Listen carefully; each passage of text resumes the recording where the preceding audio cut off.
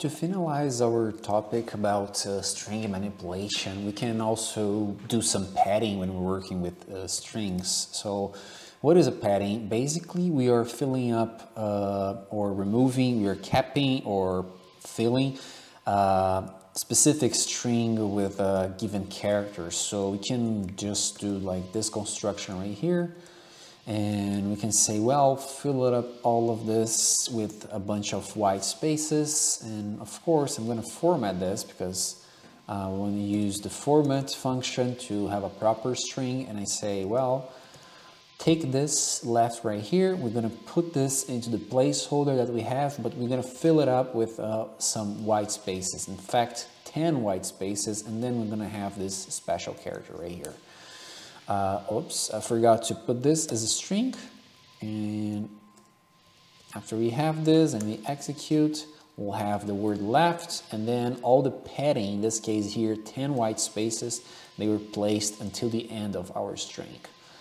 And the same thing here can be done with padding on both sides. So let's say we have a string that we want to work, and what is the string? We want to format the string cake.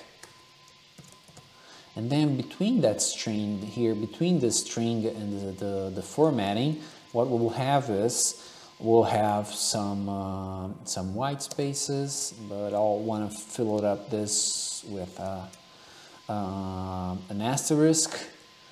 And then let's do this for 12 spaces back and forth to our string. So it's going to start and finish up with this string here summing up to 12 white spaces.